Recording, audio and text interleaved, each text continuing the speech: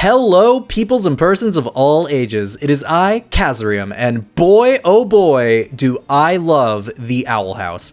It's been so long since I've seen an animated show out of the West that was so bold and had so much heart put into it. And I wanted to make this video because I'm honestly surprised that more people haven't made a video about the connection between two episodes in particular and the uncanny similarities between them.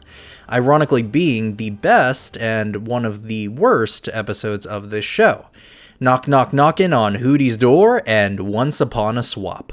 But I'm getting a bit ahead of myself here, so let me rewind a bit. By the way, if you haven't seen the show or just aren't caught up yet, then no worries. I'll be sure to include spoiler warnings before the episodes I'm going to speak in depth about. So, feel free to stick around until then. Coming from the mind of Dana Terrace, whose previous works includes 2017's DuckTales and 2012's Gravity Falls, who I may just pin as my all-time favorite Western animated series, it's no surprise that this show was set up for success right from the start. And to be honest, dare I say, the Owl House has the potential to dethrone Gravity Falls for that title if even half the remaining episodes are just as good as the ones we've gotten so far in the second season. For those uninitiated, the Owl House follows the adventures of Luz Noceda, a 14-year-old human girl whose quirky personality made fitting into anywhere difficult and getting into trouble much easier. After almost being sent to a camp for normalizing behavior, she stumbles into the world of demons and witchcraft known as the Boiling Isles. After being taken under the wing of a powerful witch named Ida the Owl Lady,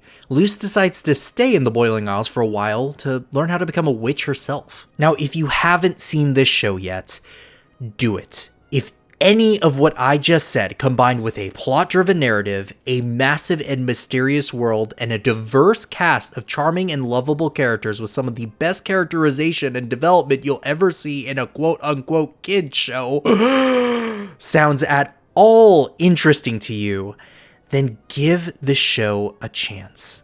It always has a way of sneaking into people's hearts. While I'd love to keep on gushing about how much I love this show, I did make this video with a purpose, so I'll put away the fanboying for a bit so we can talk about these two episodes. Spoilers for up to Season 1, Episode 8, Once Upon a Swap. Let me get this out of the way before talking about this episode. When I say worst episode, it doesn't mean I think this episode is bad or not worth your time. It's just hard for this episode to stand among a list of the other killer episodes this show has, even up to this point in the series. These episodes parallel each other in a couple of important ways. Not only are these episodes both breaking the established storytelling structure of every other episode by telling their stories in 3 distinct pieces that come together in the end, but they're also both the 8th episodes of their respective seasons. Coincidence? I think not! Also, this is a minor note, but both episodes have an explosion that goes off within a second of each other at 1832-ish, so there's that too, I guess. Wake up, sheeple. With that out of the way, let's talk about Once Upon a Swap. Once Upon a Swap was written by Charlie Feldman, Rachel Vine, and Dana Terrace. This episode sees Luz, Ida, and King each complaining about difficulties in their lives and arguing over who has it the worst. Ida swaps all their bodies and sets up a bet to prove whoever's new body has the easiest life, and that person gets out of house cleaning duty. Each of them goes off on their own respective adventures before coming back together at the end. Antics ensue. Like I said before, what separates this episode from the others is the fact that its story is mainly told in 3 distinct pieces. Ida and King's body, King and Luz's body, and Luz and Ida's body. The basis of a body swap episode isn't too far out there. Plenty of shows have done it before, and when it's done well, it can make for a really enjoyable time, and this episode handles it, okay. The episode is enjoyable, and there are a few good gags here and there. Not to mention that the music used in the race between Basha and King Luz was, ooh, chef's kiss. Plus, seeing Luz use the light glyphs for something to benefit everyday life is really cool, and a simple detail that really adds to the world building. This episode also informs Luz that Ida once wanted to join the Emperor's Coven, and that's where we start talking about some of the issues this episode has. Many of them can be summed up in one word. Irrelevance. Let me ask you something. What character learned a valuable lesson in this episode? What character did we see become a better or worse person as a result of this experience? If your answer to both these questions was no one, then congratulations! I appreciate the episode trying to pass off that they learned a lesson about empathizing with each other's hardships, but it ultimately rings empty due to their issue's lack of continued relevance. Ida continues to actively sell in broad daylight like 3 episodes later without a thought, so tell me how I'm supposed to feel sympathy for her when she keeps on flip-flopping if she really is worried about being too showy and simply not caring. Now some of you may think, oh well, you don't like Once Upon a Swap and think it's irrelevant because it's a slice of life episode, but that's not true either. I really enjoy the slice of life episodes the first season has, and clearly the writers do as well. However, having a slice of life format does not mean that an episode must be irrelevant to an overall story. No.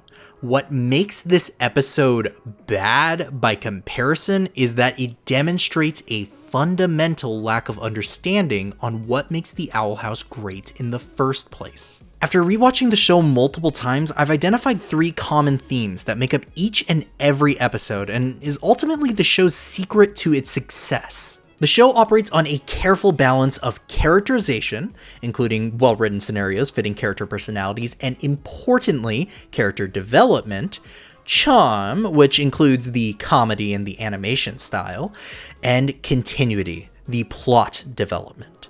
I'll call these themes of success the 3 C's. Yeah, okay, everyone knows about the 3 C's. Each episode of the show definitely dips into one of these 3 themes heavier than the others, which is fine so as long as the balance holds between the other 2 themes. The more balance between these 3 C's an episode is, typically the better the episode. For an example on an episode that does this well, let's take the 5th episode of Season 1, Covention. I consider Covention to be one of the best episodes the first season has to offer due to its masterful balancing of these 3 themes. Yeah, it's not perfect, but as far as characterization goes, this episode marks the beginning of what can be considered Amity's character development, going from what the audience perceives to be a stereotypical bully into an understandable and 3-dimensional character with motivations and relatable struggles. The charm and fun antics are covered by King and Ida, who have plenty of good gags and are really well integrated into the main plot of this episode, considering it could have just as easily only focused on Luz.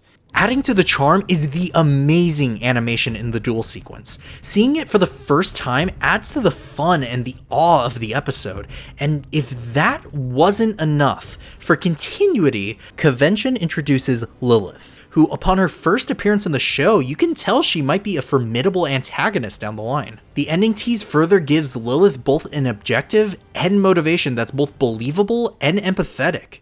She truly just wants to heal her sister, and Ida's refusal is understandably frustrating to Lilith. Oh hey, characterization? When did you get here? This episode also starts the show in a direction for the plot to follow rather than it just being Luz wanting to be a witch. That plot would have made for a good show. Luckily, the Owl House opted to build on that, making it a great show. The balance between the 3 C's is on point in this episode, and it really shows as one of the most memorable early episodes of the Owl House. Knowing what we do about the 3 C's, let's go back to Once Upon a Swap.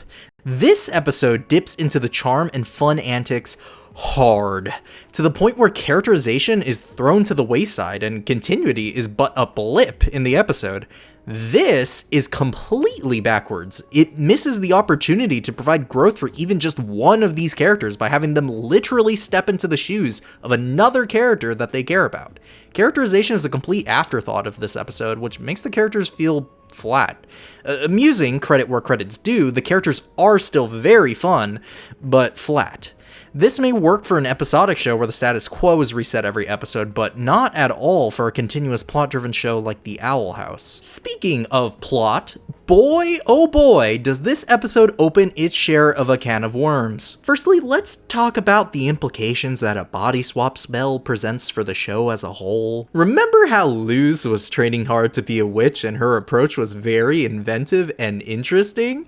Well, why not have her body swap to a witch so she can perform all the magic she wants using her hands? Oh, Ida's body succumbing to the Owlbeast curse? Why not just swap to a witch who doesn't have the curse? You could pretty much live forever or solve some of the show's biggest obstacles by simply introducing this spell, which is a very dangerous and, in my opinion, not worth the logical inconsistencies it causes for the sake of having a silly haha episode. Notice how this spell is never mentioned again throughout the rest of the show so far, and I can pretty much guarantee that it never will again for the reasons I just stated. But okay, I mean, at least we can ignore this inconsistency. I mean, it's not like this episode introduces one of the biggest issues that the first season had, thereby inhibiting the plot rather than enhancing it.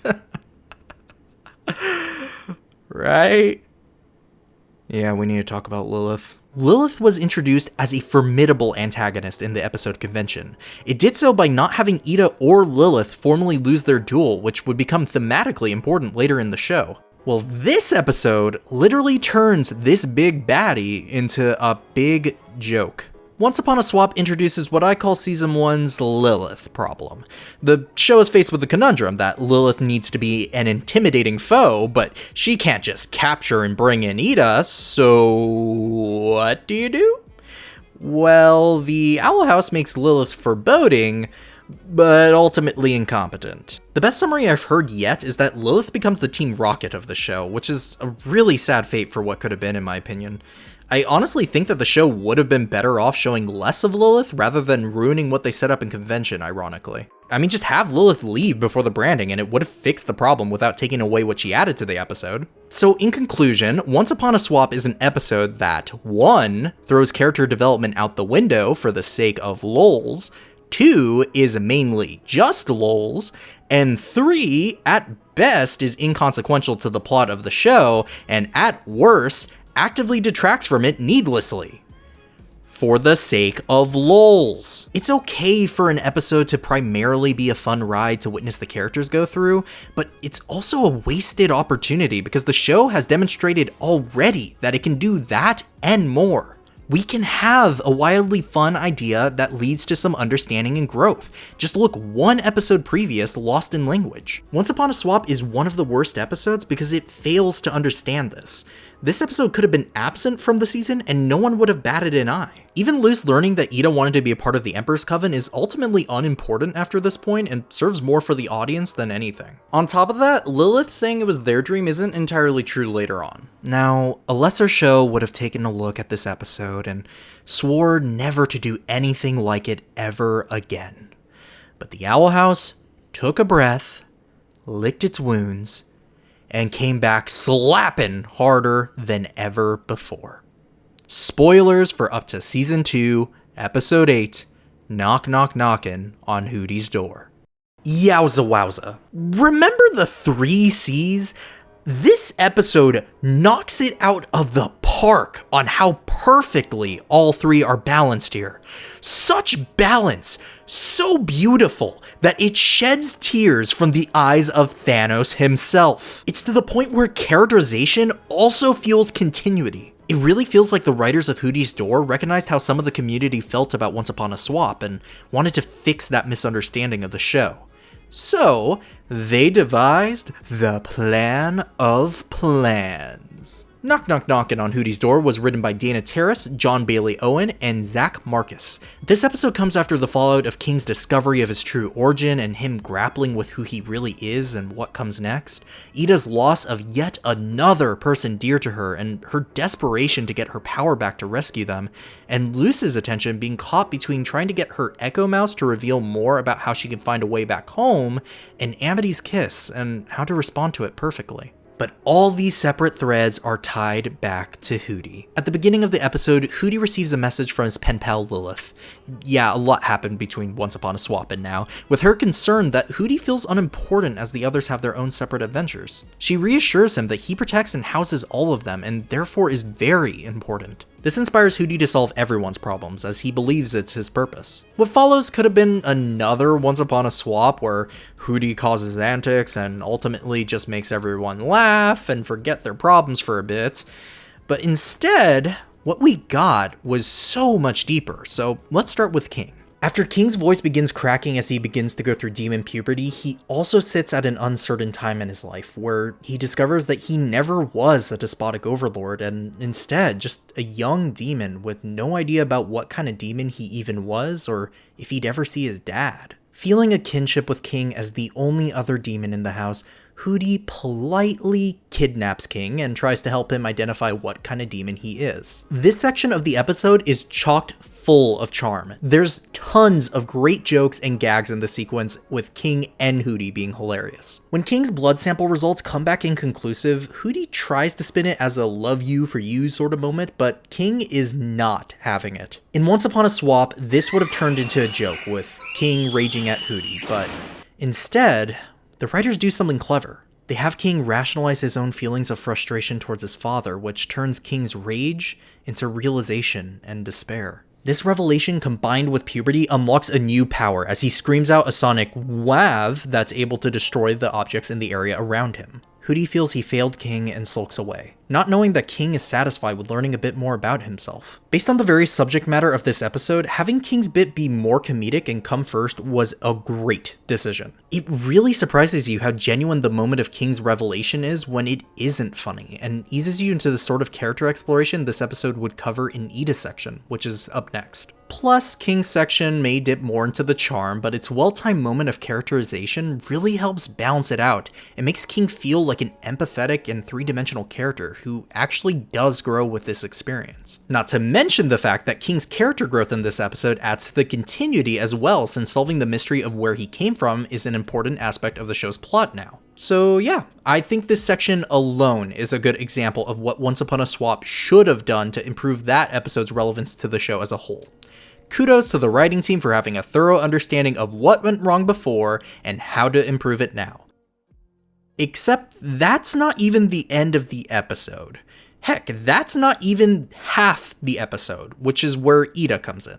Yeah, so this part of the episode was incredible. This section of the episode dips hard into characterization and implicitly continuity. Also, the reveal of Harpy Ida was so good. The design looks like something pulled straight out of a fanfiction, and I am all for it. The performances, especially from Wendy Malick, are some of the best I've heard in the show. I won't cover the order of events because the amount of stuff to look at could double the length of this video, so I'll save it for later if I ever do a deep analysis on Ida as a character. Let me know if that's something you'd be interested in seeing in the comments below. When looking back on Once Upon a Swap and comparing it to this episode, something that the writers clearly understood was the former episode's failure of any sort of payoff. Like I pointed out before, loose learning about Ida wanting to join the Emperor's Coven is ultimately never brought up again in a meaningful way. On the surface, this episode rectifies this mistake by delivering an immediate payoff in the form of Harpy Ida by the end of her section. But it goes much deeper than that. We get to know so much about Ida this episode when you stop to think about it. We finally see why she was dismayed when her father was mentioned in the episode Keeping Up Appearances, how that connects to what went wrong with Ida and Rain's relationship and why she pushed them away, and most importantly, that Ida didn't want to be alone by choice. She simply accepted it as so until Luce reminded her of what she was missing. We get all of that in the span of about 7 minutes. Her reflection on the consequence of ignoring traumatic points in her life rather than embracing them being why she ended up alone, the realization that she can't and shouldn't fight back the Owl Beast, but rather to empathize with it for just wanting to be free and accepting it as a part of her, is all told in 7 minutes. But there's something else. Something that is cleverly hidden as a definitive evolution to the approach of information delivery that Once Upon a Swap gave. It's that the show not only provides the information and payoff to the audience for just paying attention, but it also actively rewards the audience for thinking more about what was learned. Notice how I called a connection to Keeping Up Appearances in that list of things we learned about Ida. It's a subtle moment, but we can immediately pick up on their troubled relationship in that episode and the reason as to why in this one. That's the result of this evolution in delivery. We're rewarded with more information about Ida by piecing together elements from separate episodes. Not only does this encourage the audience to critically think about the show beyond what's on the surface, but it also makes them feel smart for finding these connections, encouraging them to keep on doing it. This evolution in delivery isn't new. Plenty of shows do it, but the number of shows that do intended for the audience age range that the Owl House has is few and far between. Avatar, Gravity Falls, and now the Owl House trust their audience to come to these conclusions without babying them by specifically calling it out. I applaud the writers for having faith in their audience and being able to tell a complex story like Ida's without losing people, thanks to tightly written and concise storytelling. Whether you just observe or actively think, you are rewarded for your time. This evolution to storytelling for the show doesn't stop here though. It also comes up in a big way in Luce's section as well. We find Luce torn between wanting to learn more about how to make a portal door to get back home and how to confess her feelings to Amity in the most perfect way possible. Speaking of which, oh, cramity. Amity. I could make a whole video about some of the brilliant hidden writing choices that led Amity to this point in the show. Comment below if you'd be interested in hearing what I have to say, but since I don't want this video to go too long, we'll just start a couple episodes ago.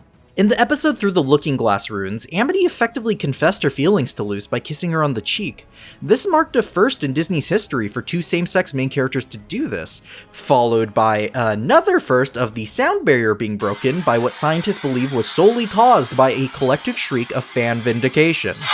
Luce worries that Amity could find her cheesy and wants to do something breathtaking to avoid this. Hooty, being the smooth criminal he is, once again politely kidnaps Amity, sending her and Luce on a romantic boat ride along some aqueducts under the Owl House. Amity is smitten by all the kind words and romantic gestures of the boat ride, while Luce is living out a nightmare. To stop this, Luce then ends up destroying the tunnel's love motifs, shattering Amity's heart in the process as she thinks that Luce destroyed it out of a desire to reject Amity's feelings. This section is done so well. Much like King's section, it's comedic but genuine when it needs to be. Also, Wholesome Magic Sweetheart is amazing and should play at every school dance and wedding. Thank you for coming to my TED Talk. Even with it being the shortest of the three, of only about 4 minutes long, it manages to set up the conflict fantastically. What makes the Tunnel of Love such a well-written scenario for these two characters is the intersection of their conflicts. They both want to be together, but they don't know how to express themselves and confess in a meaningful way, being that they've never had to in the case of Amity, or that they don't want to mess it up in the case of Luce. Up until this point, we hadn't gotten to see much of Luce's thoughts on what she wanted to do about Amity. This episode, though, not only do we learn about her intentions to go for it in a very loose way, but we also see her wanting it to be as perfect and worthy of affection as possible in a very loose way. The only thing holding Luce back is her fear. Luce has mentioned on multiple occasions, including in this episode, her fears in being perceived as a weirdo, since that's always what got her in trouble back home. Exacerbating these fears is that Luce's affection for Amity has caused her to place her on a pedestal. She thinks she's so cool and even goes as far as to describe her as a goddess. These fears of messing up her confession are what leads to her actions in the Tunnel of Love, and it's very understandable. Luce knows now's not the time yet because she hasn't even begun to think about what she would do or what she would say. She wants to give it her all and fears that this isn't good enough for Little Miss Perfect. On Amity's side, we don't get to see any of her internal dialogue, but her expressions are all that we need to see how joyful and hurt she ends up being on that boat. On the surface, Amity is hurt because she thinks Luce is rejecting the words and imagery of love from the ride. That is true, but we know from Ida's section that there's much more to that. Recall that evolution in information delivery we just looked over. By thinking back, we see that Amity's greatest fear in enchanting Gromfried is having her feelings rejected by Luce, and that was before all that they've been through and the time they spent together in Season 2. Now, Amity is literally watching Luce break her heart. That puts a whole nother layer of complexity on the scenario. Both girls, not just Luce, are living some of their greatest fears. That, right there, was another correction to Once Upon a Swap. It has to do with intention and relevancy versus convenience. In Once Upon a Swap, Ida and Luce's scenarios especially were constructed with the intention of putting the characters in difficult situations that their host bodies would theoretically go through. Problem is, ask yourself How many times outside that episode has King run into trouble because he gets babied? Or how many times has Ida decided to lay low because the guards could have caught her? Not that many, if at all. Though, to be fair, we do see this for Ida in the episode Covention. Wow, I really love that episode. Otherwise, we don't see the host body run into these struggles outside the confines of a single experience. Wow, how convenient that Ida has to live through this just as they're doing the bed. And if anything, we see King get mildly annoyed for being babied for Once Upon a Swap On when he's not, loving it. So, on the flip side, in HOOTY'S door, Luce's scenario preys on fears and anxieties of both her and Amity that have been previously established. And we continue to see some of these fears manifest differently after this episode as well. Relevance is used as the foundation of Luce's scenario. The setting could have literally been anything else, and it still would have been more impactful than Once Upon a Swap thanks to the shift in intention. Relevance is the core of HOOTY'S door, while convenience is for Once Upon a Swap. Finally, after HOOTY goes on a blubbering rage and King and Ida fully demonstrate what they've gained through their experiences, Luce needs to be the final one to come out of this better than she was before. What follows is Luce confessing and Amity, then Luce, asking each other out officially. Lumity is finally canon. And that's what's on the surface. Yes, I'm saying it again to punctuate what we just went over before. We think that this is all that Luce has gained, but fellow members of the Witch Appreciation Society, subscribe in a gesture of joining that, I guess, there is more. Remember when Luce said that she wanted asking Amity out to be breathtaking? After telling Ida she wanted to ask Amity out, Ida encourages her to just go for it. But what Ida says next is really what gives Luce the courage to say how she feels beyond, just the pressure of HOOTY tearing up the place. It won't be perfect, but... does it really need to be? This single line challenges Luce's philosophy on how asking out Amity should go and reminds her to just be honest on what she thinks and feels. She's uncertain about so many things, but she knows for a fact that she wants Amity, and that reflects in her confession. It isn't perfect, just like she feared, but it's ultimately worthy of Amity's affection. Luce was able to be herself, which is all Amity ever wanted. Silly, confusing, but caring Luce. Luce not only gains a girlfriend, but self-acceptance for who she is, which is, unshakably, a weirdo. I could talk for hours and hours and hours about all the fine little details in the writing, visual, and musical elements of this show. But I think with just this alone, you can maybe see a little bit more than you were able to before. Between learning about the 3 C's and the importance in its balance, to the evolution in information delivery, to the importance of relevance making up the foundation of any episode, you now have tangible information on why you enjoy the Owl House as much as you do. Whether intentional or not, Knockin' on HOOTY'S door serves as an incredible response piece to one of the most forgettable episodes of this show, while also demonstrating how all these building blocks coming together can form something truly special. As a friendly reminder, please remember to leave your souls ASAP to the possession of HOOTY for making Lumity canon. He truly was the biggest stan of us all. Subscribe to join the Witch Appreciation Society. I've been Danny K, and remember to do something nice for yourself today. But before you go, this was my first video essay, and while I'm proud of how it came out, I want to hear from all of you on how I can improve. Any constructive or encouraging comments on the length, content, including visuals and coverage, or anything else you notice would be super appreciated. If nothing worth noting, consider commenting if there's anything you'd like me to cover on a future video about the Owl House, or any other relevant piece of media for that matter. Finally, if you've listened this far, I just want to say thank you. It means the world to me that you were interested enough to stick around, so be sure to add an cramity Amity to your comments so I know where the real witches are. Take care of yourself and subscribe, since I'll be posting another Owl House video soon. Thank you.